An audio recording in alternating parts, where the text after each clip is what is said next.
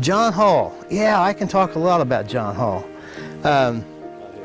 Boy, you talk about a master of anything. He was very, very humble, very do anything. You know, he was not the leader guy, but he was an outstanding guy to do anything for you that he wanted, that you needed to have done.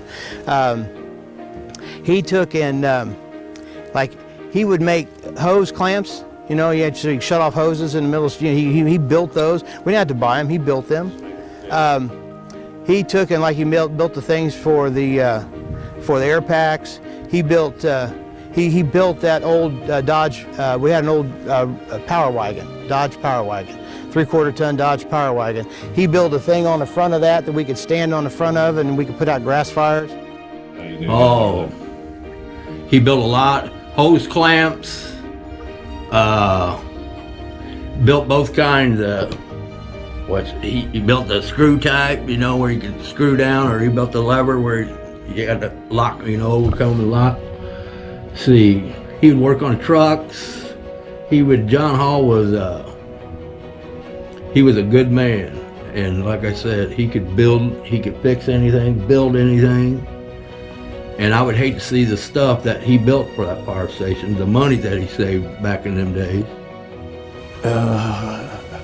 December the 23rd, 1986. It was one of the worst days. God.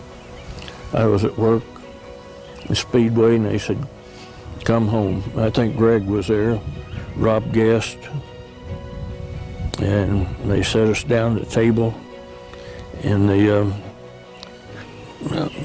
front of the station and told us about John had went into work that morning and he did a lot of things for the department, and he'd been shot and killed in Lebanon.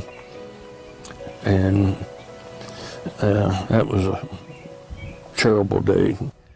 But John was just the nicest guy. He lived just a block or two away from me there on the west side of town. And that was just unfortunate. We took and that's where, did you guys still have the John Hall Award? We created that on his behalf, and we created it for a specific event that happened. Two guys lived next door to each other. A storm came into town, a lightning storm came into town, and it struck the cable, the cable that went into Elma Sorter's old house. And at the time, the two guys who were neighbors, they didn't get along. They didn't get along. But those two guys, in the early morning, they got together and they went across the street and they basically almost bucket brigaded the thing to put the fire out and work together to take care of that. And it was because of their bravery and their ability to get along together we created that award.